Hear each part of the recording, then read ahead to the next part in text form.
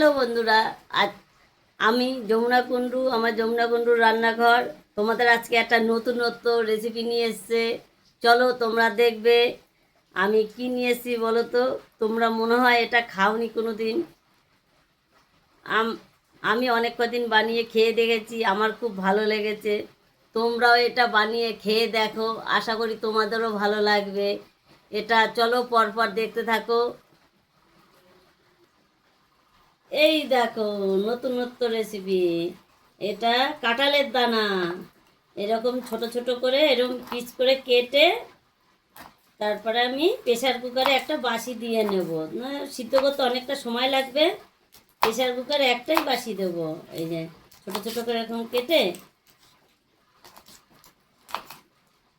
এটা খেতে খুব ভালো। তোমরা এরকম খেয়ে দেখবে, আশা করি তোমাদেরও ভালো লাগবে।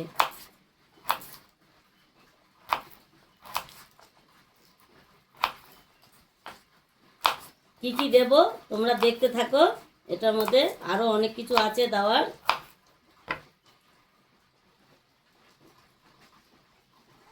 যে কাটা হয়ে গেল, কেটে নিয়েছি। এবার পেঁয়াজ কাটবো। এই যে পেঁয়াজ দেবো, পেঁয়াজ কেটে নিই। আর আমি এটা প্রেশার কুকারে বসিয়ে দিই। ততক্ষণে আমি এখন একটুখানি নুন দিয়ে দেবো। নুন দিয়ে এবার এটা একটু সিদ্ধ করে নেব। এই যে প্রেশার কুকারে বসিয়ে দিয়েছি। এবার আমি পেঁয়াজ দুটো কেটে নিই। এই যে পেঁয়াজটা কেটে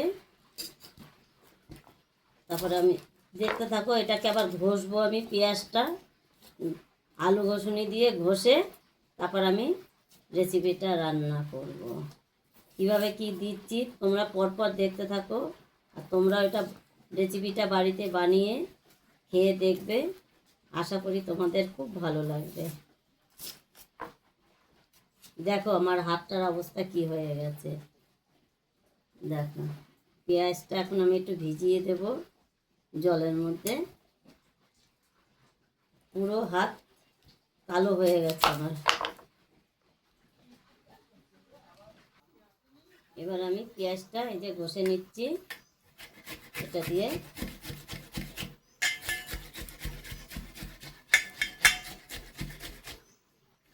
পেঁয়াজটা আমি ঘষে নিই। এর থেকে একটু বড়টা হলে আর একটু ভালো হতো। আমারটা আছে, আমি এটা দিয়েই করছি।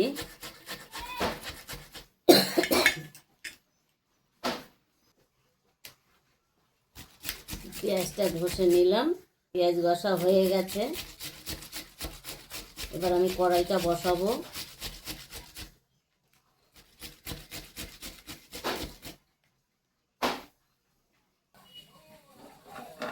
গ্যাসটা ধরিয়ে দিলাম,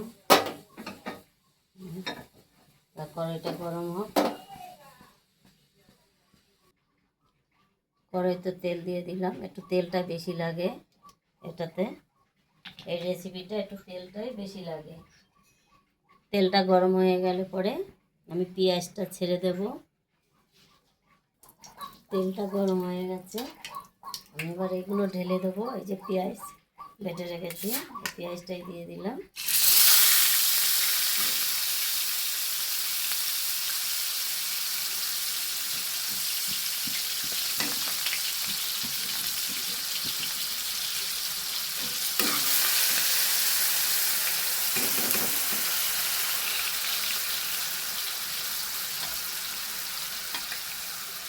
পেঁয়াজটা দিয়ে দিলাম।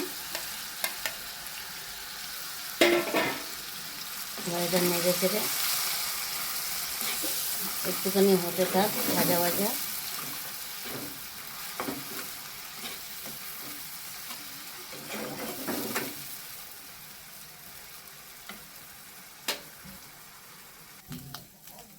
একটু হলুদ দিয়ে দেবো।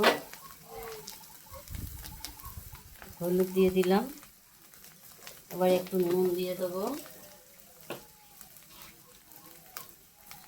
নুন দিয়ে দিয়েছি।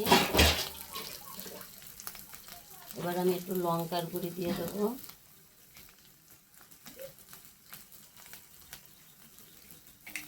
লঙ্কার গুঁড়িতে ঝাল নেই তাই একটু বেশি করে দিয়েছি।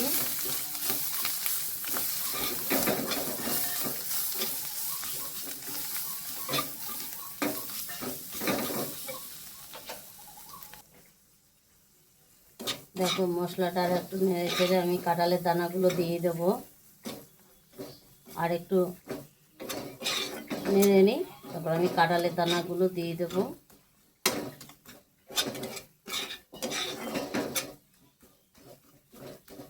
এবার আমি কাঁঠালের দানাগুলো দিয়ে দেবো, হয়ে গেছে ভাজা।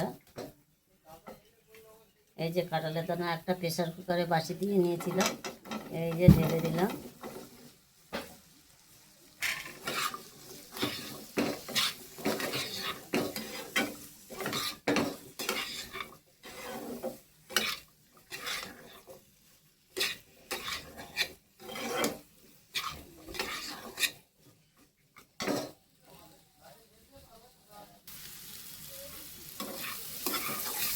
দেখো প্রায় হয়ে আসছে।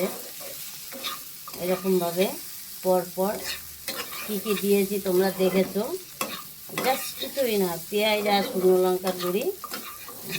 রেসিপিটা খুব ভালো খেতে, তোমরা এরকম বানিয়ে খেয়ে দেখবে, খুব ভালো লাগবে। তোমরা খেয়ে আমাকে কমেন্ট করে জানাবে যে তোমাদের ভালো লেগেছে কিনা। আর একটু হবে।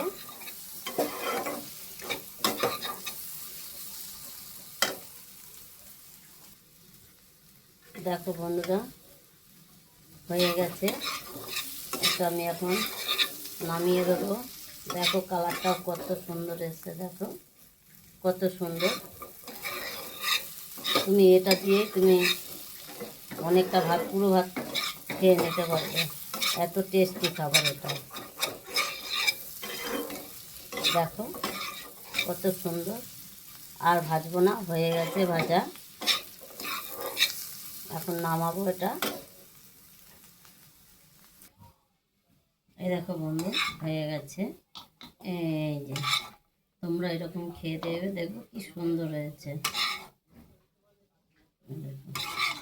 প্রেসার কুকার কিন্তু আমি একটাই বাসি দিয়েছি, বেশি বাসি দিলে একদম গলে যাবে। দেখো তোমরা দেখে নেবে, এক না হলে পরে পরে আবার আর একটা দিয়ে নেবে।